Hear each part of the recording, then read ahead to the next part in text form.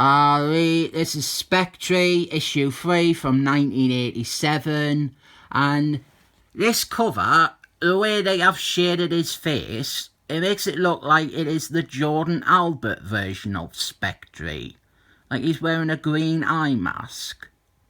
This series, it debuted after Christmas on Infinite Earths, and it tried to revamp Spectre by depowering him and altering his bond with Phil Spectre so that now they are independent from each other. Phil Spectre, he has become a private investigator, and this isn't very good. It seems to want to avoid actually using Spectre whenever it can. It kind of seems like they just wanted to do a detective book, and they chose Spectre as the basis for that, rather than thinking it was a good idea for Spectre. There is an evil cult. I mean, it's very seldom a good cult.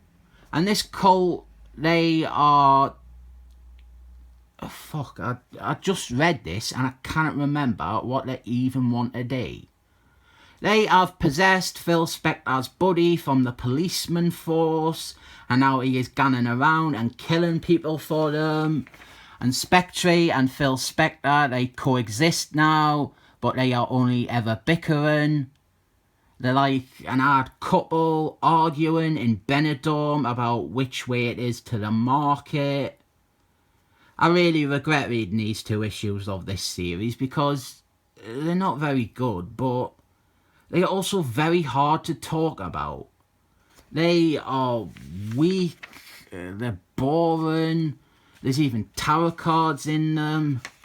And I don't think taking a character like Spectre, a character that most people recognise as being this unearthly powerful god, and then removing that one bit that everyone knows to try and force him into being a typical comic book protagonist, I don't think that is a good idea at all. But this has even done that quite badly, in that they have depowered Spectre, but we rarely see Spectre. We have no idea what his powers are. We don't know their limits. We don't know what he is capable of. All we get is stuff about his symbiosis with Phil Spector. I have always said that Spectre, he is my favourite DC character, but I think maybe it's actually Superman or Captain Ataman. The truth is, Spectre, he doesn't have that many good stories or books. The only time a Spectre comic has really worked was the John Ostrich run, and maybe The Wrath of the Spectre. I suppose the Jordan Albert one as well, but that's not really Spectre. I have got a long box filled with just Spectre comics. I've actually needed a second one to properly have them all in for about a year. But stuff like this, or the stuff after Infinite Christmas where Crispin Glover is the new Spectre, they're just not very good. So maybe my favourite DC character, it isn't Spectre at all. Maybe it's just Superman, or maybe Superboy, or even Blue Beetles or something. Maybe Spider-Man. Spider-Man is the best DC hero. You can quote us on that. So Phil Spector, he beats the evil cult with minimal help from Spectre, and this is the really only decent bit in the comic.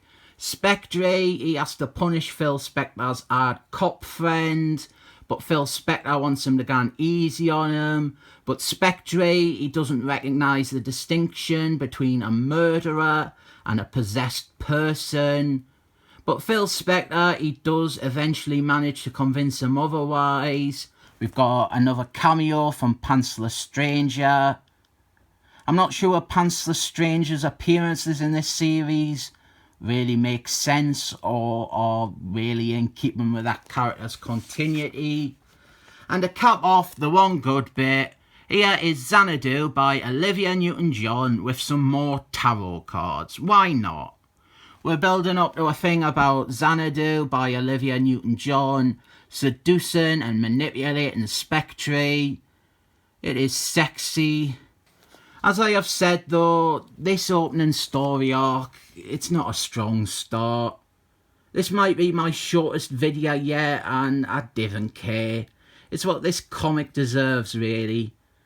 It's not a bold new idea, it just doesn't work, and it doesn't work in the worst way because it's just boring.